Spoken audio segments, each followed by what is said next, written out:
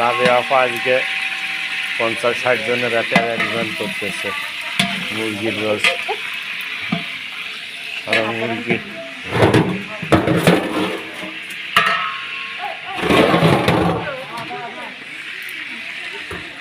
আচ্ছা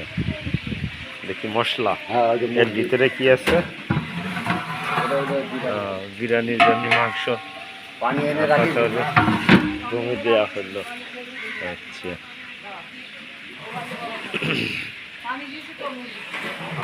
মশলা এখানে গলাতে হবে না অল্প পানি দিলে তো হবে না মশলাটা খেলানো দরকার না